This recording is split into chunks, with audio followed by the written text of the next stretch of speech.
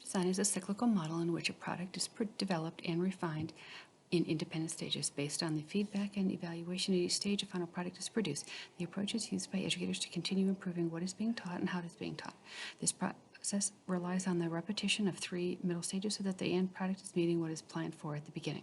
Rapid prototyping and spiral model are 2 instructional design models based on the iterative design model. Iterative design was developed as an alternative to the waterfall approach. The waterfall model was a sequence of stages that flow toward an end product. The model does not give you the ability to refine and revise. The iterative model allows designers to make changes and adjustments quickly and efficiently before a final product is made. Originally, there were only 4 short stages in the iterative design: plan, do, study, and act. NASA adopted the iterative model back in the 1960s when the Project Mercury was being developed, and then used it again when Space Shuttle project was being built. Because of its success, NASA suggested in the late 1950s that the U.S. Air Force use it to develop their X-15 hypersonic aircraft.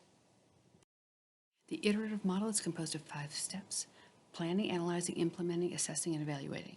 Stage 1 is planning. In this stage, a plan is created. For educators, this would be to determine what unit is to be taught. This would include getting materials together, including the text adopted by the school district, the curriculum map, standards, and district timeline.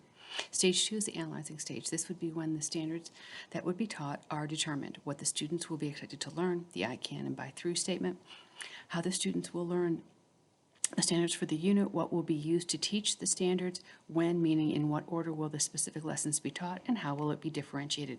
Stage 3 is the implementation stage. This is when the specific lesson or lessons will be taught. Stage 4 is assessing. Is at this stage that students are formally assessed to determine if they have learned what is expected. The assessment can be a quiz, a journal reflection, a ticket out the door, or a simple hand signal like thumbs up, thumbs down. All of these can be used to determine what a student has learned or not learned and needs to be retaught. It is at this time that stages 2, 3, and 4 may or may not be repeated. Stage 5 is the evaluation stage. It is this stage that students are given a summative assessment. A summative assessment might be a unit test, a project, or even a formal writing. 2 educational settings in which the iterative design model is used. First, STEM Club. STEM Club coach was spoken to about an activity your students did last year that used this model. For the planning stages, students began by brainstorming, coming up with multiple ideas for a project, in this case a game. The brainstorm gave them a plethora of ideas that they could choose from. In the analyzing stage, students looked at their brainstorming ideas and narrowed it down to 5 ideas. Students were prompted to think of alternate ideas based on the 5 ideas that were selected from the brainstorming. The implementation stage, students began creating a rough draft of the ideas. They created a model out of cardboard in this case.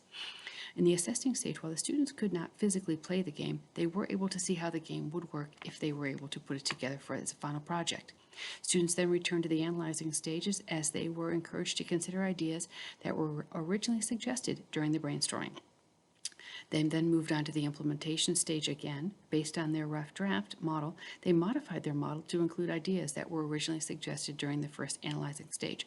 Students then modified their cardboard model.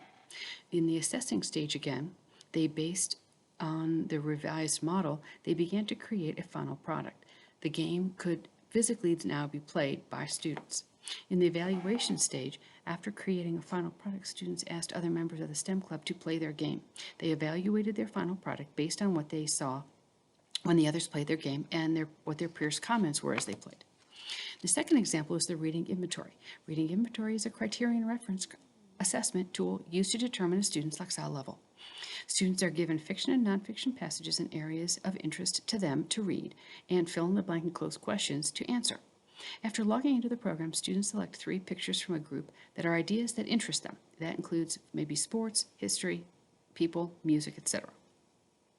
Students are then given 2 to 3 sample questions to respond to. Should they have any questions about what to do or how to respond, this is when they can get assistance from their teacher.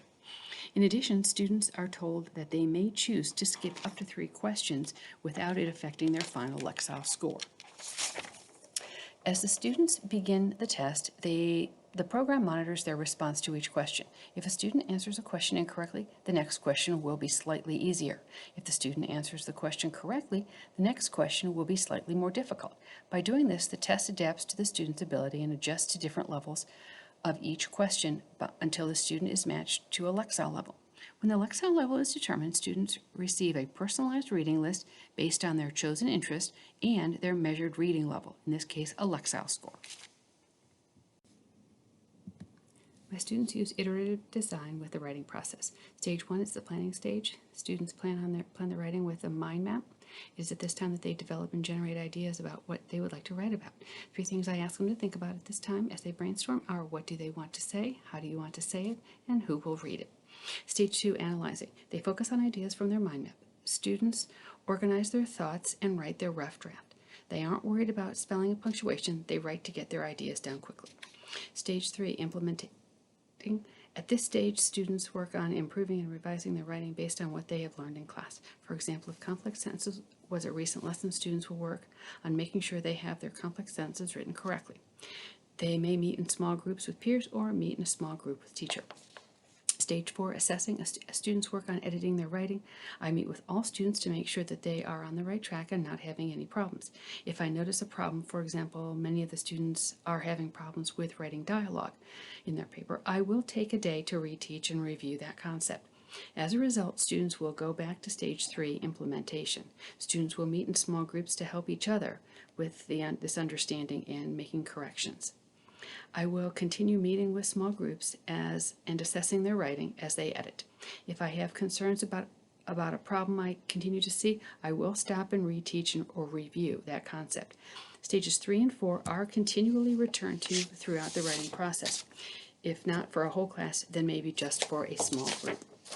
Stage 5 is the evaluation stage. At this stage, students are ready to publish their final copy of their writing. It is now that they type it in Office 365 and share.